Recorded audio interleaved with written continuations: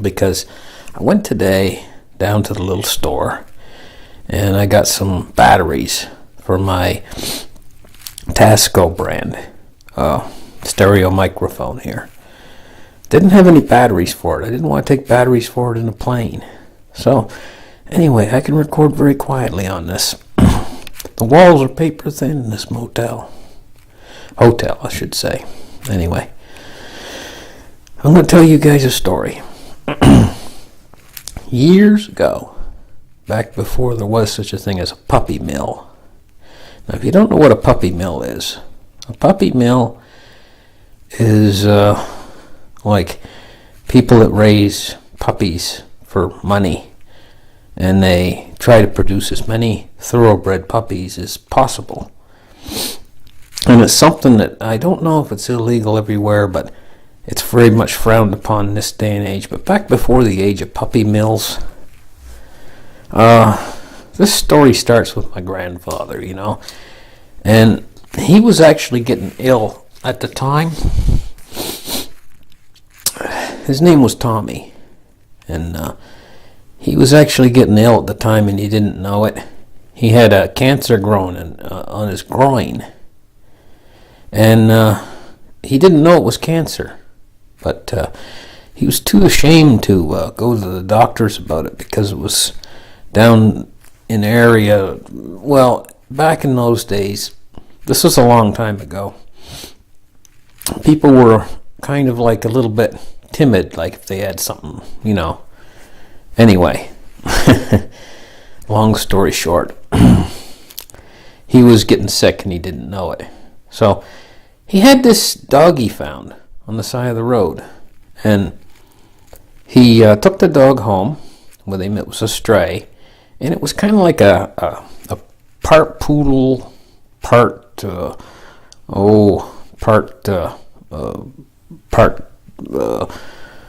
this and part that. It was like a fuzzy dog, and he really fell in love with this dog. He called her Babe. Took her everywhere with him, and he thought the world of her, thought the world of the dog. Little white, brownish white, fuzzy furry, kind of a little bit on the fat side, dog that was like, I guess it was part poodle, part terrier or something, Anyway, it was a nice dog. It was a very sweet little dog. It was very smart, and he was able to teach it a few tricks and stuff, and he really thought the world of this dog. So anyway, one day this dog started to get sick, and Tommy didn't know what was wrong with it. He took it everywhere with him, and the dog was like limping along, and he was like, the dog's sick. So he took it into the vet, and the vet says this dog has heartworms. So Tommy says, well, you must be something you can do. And the vet says, yes, I'll give her heartworm pills, and we'll see if this cures the problem. So Tommy went home, and he figured out a way to get the dog to eat the heartworm pills. He used to stop at the store, and he'd buy this stuff called liverwurst. And he'd wrap the pill up in the liverwurst and make a little ball with it in his hand. And he'd give it to her, and sure enough, she gulped the liverwurst down. She loved liverwurst. So this went on for a while, and she started to feel better. So he took the dog back into the vet, and the vet said, well, she's cured of the heartworms, Tommy. You did a good job. The dog doesn't have heartworms anymore. Tommy was all happy and everything. But evidently the heartworms had done something to her heart. It didn't come on right away. But as time progressed, the dog started to get sicker and sicker, even though she didn't have heartworms. And so Tommy took her back into the vet. He said, oh, there must be something you can do. The dog's getting sicker. And the vet said, well, she's got heart disease. And Tommy was he was just devastated. He didn't know what to do about this, So he went along like that for a while, and the dog kept getting sicker and sicker. And he tried to nurse the dog. He did everything he could do. He bought her special food. He tried to take her on walks. He tried to give her fresh air. Nothing worked. Finally, in the end, the dog passed away. And Tommy was just absolutely devastated. And he buried her out near the tree in the yard, the big pine tree. He dug a hole and he buried her. And I was there when he buried her, and he was just crying. He just tears running down his face, and he felt so bad. Anyway, so about a week or two later, after she died, Tommy says, I gotta have my babe. I can't stand it. I gotta have my babe back. And so he went out, and he was sure. He told me, he said, listen, I know that Babe was a pedigree. She had to be a pedigree dog, he said. She had to be. I'm going to do the research, and I'm going to find out what kind of pedigree dog she was. So he went out and he started to do this research. And he went on looking for furry dogs, looked about her size. And the first one he come across was something called a Tibetan Terrier. So he said to my grandmother, he said, I got to have my Babe back. I'm going to buy one of these Tibetan Terriers. So he says, I'm going to go to the Tibetan Terrier breeder, he said to my grandmother. And he said, I gotta find her. I know there's one there. It must be her. So him and my grandmother piled in the car, and there was a lot of persistence. Like me, my grandmother was like saying, no, Tommy, you're never going to find Babe again. Babe's gone. She's passed on. Tommy says, no, I got to and everything. I got to have my Babe. So they went in and they called up this woman, I guess, who raised Tibetan Terriers, and they drove out, him and my grandmother, and they went through the place, and they found a dog that was furry and hairy and about the same color as Babe, and they bought her, right? And then they bought another one of these Tibetan Terriers, because Tommy says, well, she's not quite like Babe, but if I breed her with this other Tibetan Terrier, maybe I'll get a puppy that is just like Babe. So that's what they did. They bought two of them, a male and a female, and they brought them home.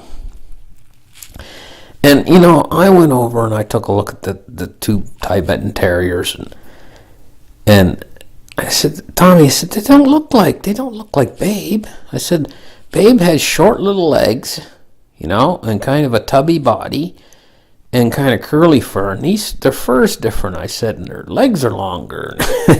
Tommy said, no, they're puppies. He said, wait until you see. He said, wait until you see their puppies. The puppies will look just like Babe, and I'll have Babe back. And I kind of shook my head and said, Tommy, they don't really look like Babe. He said, no, listen for it. He said, this is Babe. I'm going to have my Babe back. By the way, that was my nickname when I was younger, Ford. So he said, Ford, I'll have my Babe back. So he went out. That's what he did. He bred a whole litter of these Tibetan Terriers. So when they were born, he was all happy and everything. But after a couple months passed by, he could see they weren't Babe. So then he said to my grandmother, he said, listen, he said, we'll sell these pups, he said, and then we'll use the money, he said, to go out and buy another dog, he said, that will be my Babe. And so that's what they did. They sold the litter of pups, and they found that they could get about $300 a piece for them. And they weren't hard to sell. And so they had these two breeding Tibetan Terriers. So then my grandfather, he said, well, I found another dog, and this is sure to be Babe. And he said, this dog is called it was some other type of terrier. It was a Wheaten Terrier. That's what it was called, Wheaten Terrier. He said, these Wheaten Terriers, he said, are sure to be Babe. So he went out and he bought one. And it was a bigger dog, again, longer legs again. But it was furry like Babe, anyway. And the first one he bought was one called Danny Boy. And Danny Boy proved to be a pretty nice dog. Tommy made friends with Danny Boy, and he really loved Danny Boy. And he said, "Oh my gosh, this is a great dog, this Danny Boy," you know. So he took Danny Boy home, and then he said, "Well, I got to get a breeding female in order to get the puppies. In order to find my babe, I got to get a breeding female to go with this Danny Boy." So he bought another one, breeding female, and he bred the two together. And he got about 8 puppies. And by this time, the first dog he had bred and had puppies. And he decided to keep 2 or 3 more of the puppies, keep them of the Tibetan Terriers. So he had about 5 Tibetan Terriers by this time, all breeders. He had about 3 breeding females of the Tibetan Terriers. And they were starting to get cages all over his house. So I went over to visit him, you know. And he was sitting on the couch, and he had about 3 dogs on his chest, you know, and he was petting them all, and he was laughing and everything, and the cages were all full of dogs. And now he had the Tibetan Terriers, and he had the Wheaten Terriers, and he was breeding the Wheaten Terriers, and he must have had about 15 dogs. And he had cages all inside the house everywhere, and he was going hog-tied wild with this. So then he didn't get his babe. None of the puppies looked like babe. So he started selling them all, you know. So then he decided on this third type of dog. Now, I can't remember what the third type of dog was. It was some rare form of terrier, you know. Again, but another furry, fuzzy dog. Oh, I remember what it was. It was it Shiz Twos? I think it was Shiz Twos. Shiz Twos. Shiz Two. Or was it anyway, I think it was a Shiz Twos. He got a bunch of Shiz Twos. So he had 3 different types. And he's still trying to get his babe. So I went over to the house, and I walked inside. And by this time, he had about 40 cages inside the house. There was an awful smell. There was dogs yipping and yapping everywhere in these cages. I shouldn't laugh, but I mean, and Tommy was starting to get sicker. Now, this is the problem. And he was getting my poor grandmother to take care of all these dogs. And he was selling them, breeding them, and selling them wide open. He was breeding. He was having like a litter of puppies twice a week. Quite seriously, he had bags of dog food stacked up against the door, about 10 bags high. These big 50-pound bags of dog food. He had a fence all around his place, and he was starting to get awful paranoid. You know, I barely get in the house, and I'm his grandson. You know, and I went inside the house, and it was an awful mess. There was scratch marks all over the walls, and there was. It just smelled. It reeked in there inside the house, and there's dogs yipping and yapping everywhere. It was horrendous. The yard was full of dogs. There was special pens around the yard that he had.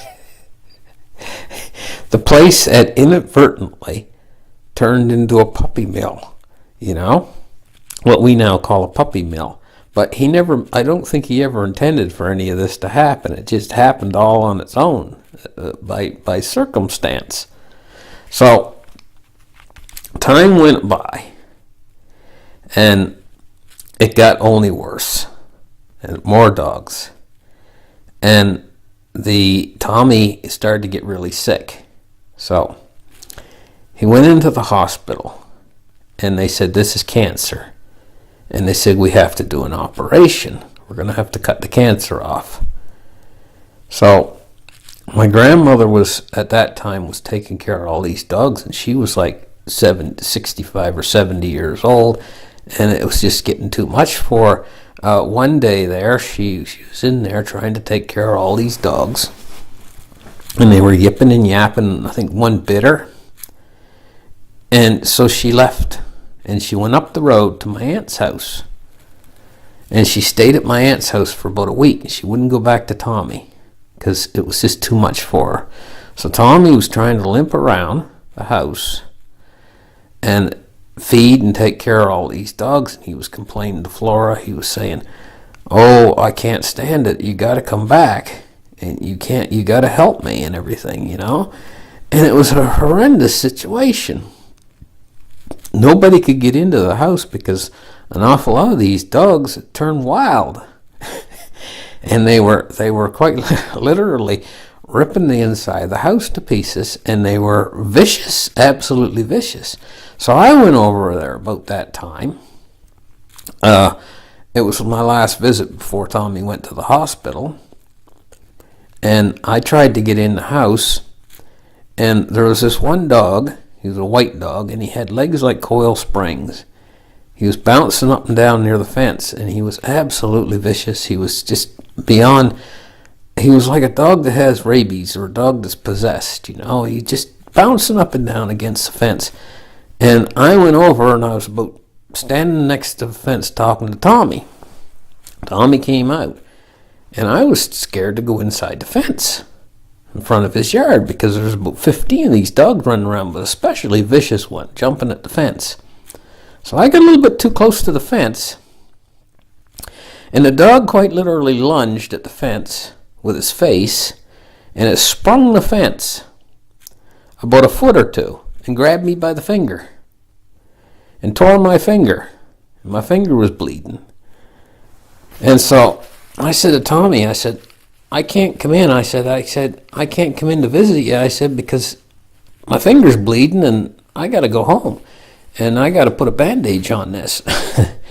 So I had to head home, put a bandage on it. But it wasn't soon after that Tommy had to go in for the operation.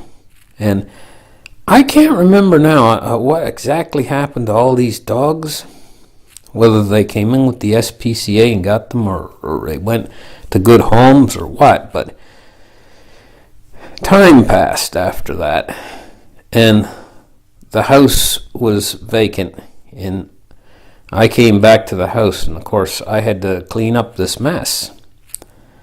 But it was quite a mess. It was about maybe 6 months later, and there wasn't any dogs left there anymore. They were all gone.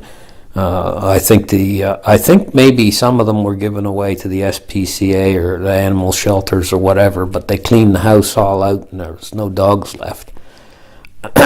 This was after the situation was over.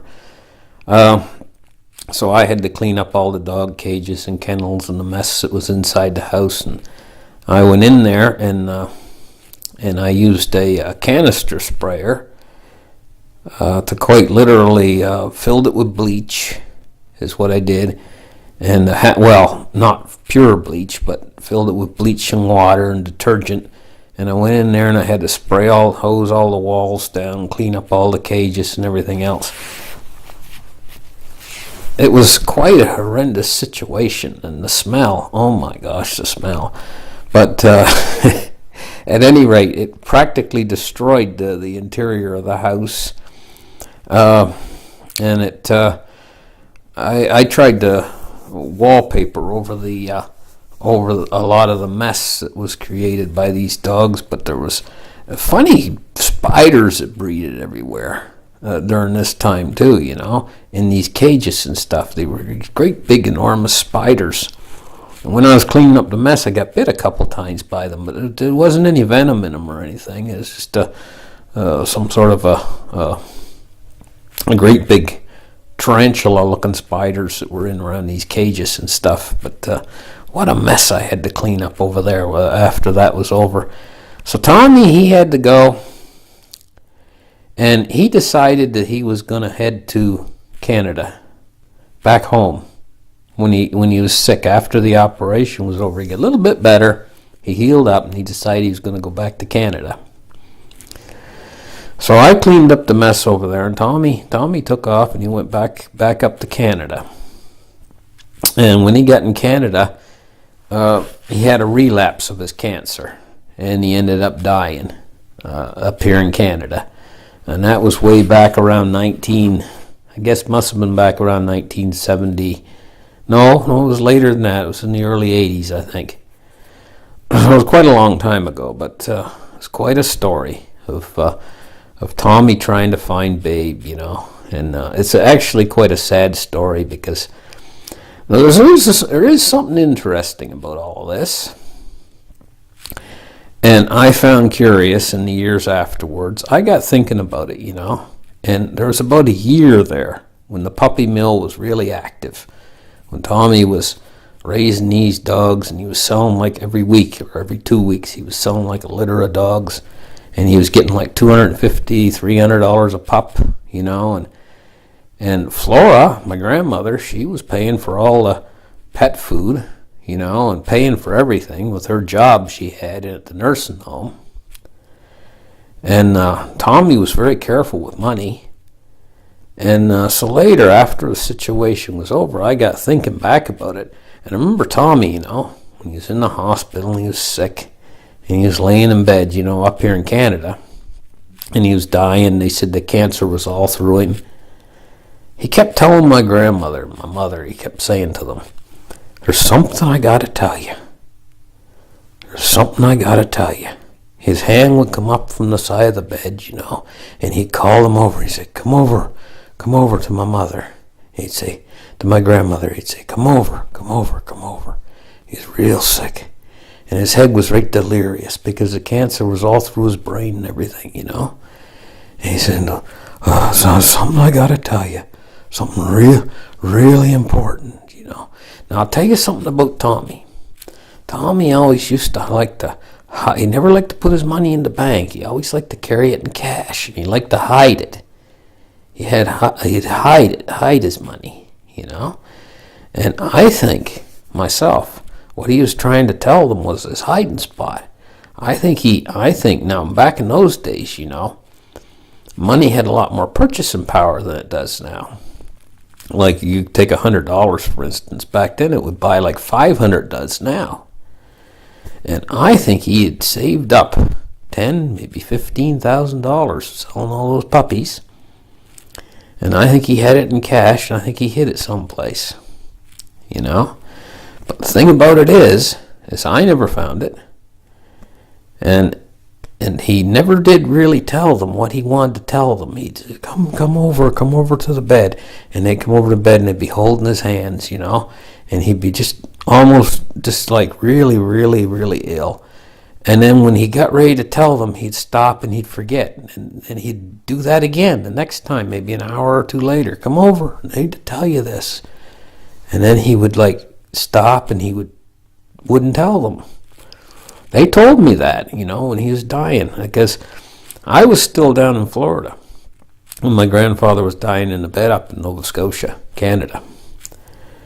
And he was calling them over, and they told me about that, my grandmother and my mother, and I said to them after, I said, I bet you he was trying to tell you where he hid the money from that dog venture that he had. Because I know he made a lot of money with it. And that money never showed itself anywhere else. I mean, the man, he would buy his clothes at the Goodwill, or the salvage store, and he would buy the cheapest puppy food he could buy, or cheapest dog food he could buy, and he was using my grandmother's money to buy it, and he drove an old beat-up car, and he never bought anything for himself, and even if he was building a dog pen or something, he would use the cheapest gauge wire he could buy, and his roof of his house, it was leaking because what he would do is instead of putting the more expensive tar and putting lots of it, he'd just buy one little pot of tar and he'd put one little daub on each nail. He's that kind of a man that's just constantly scrimping and saving everything he could to make money, So I think he hid the money away. Telling you about the tar.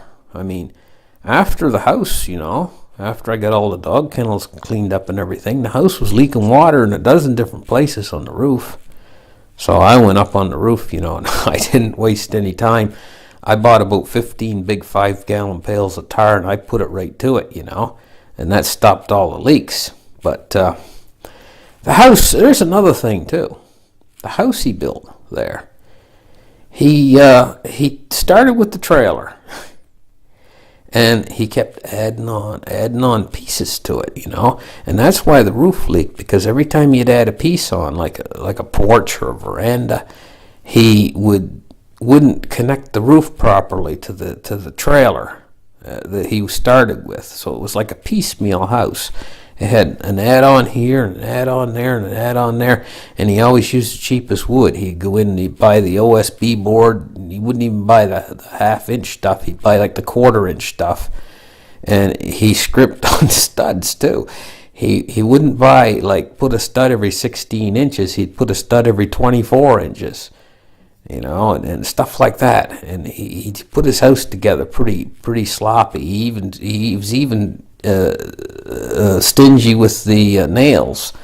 Like, he'd only put a nail every 2 feet, So basically his house was starting to fall apart. When I was down there cleaning it up from what he'd done with the dogs, the house was already starting to fall apart.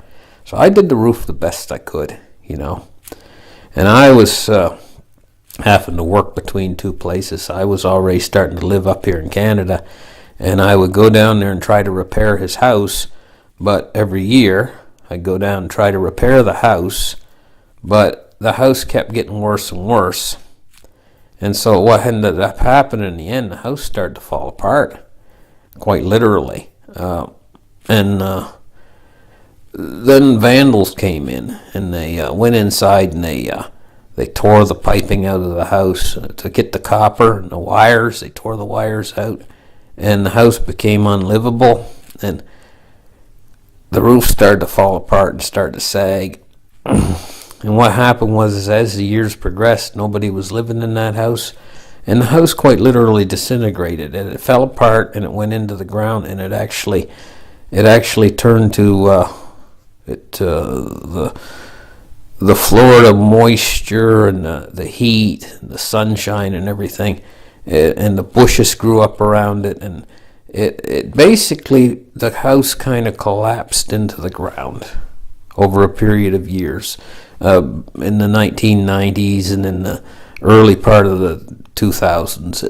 The house just kind of disintegrated, and there's nothing left of it. The bushes just grew up around it and over it, and it kind of disappeared. The house kind of disappeared where the puppy mill was in those years, but it was a crying shame, what really happened there on that.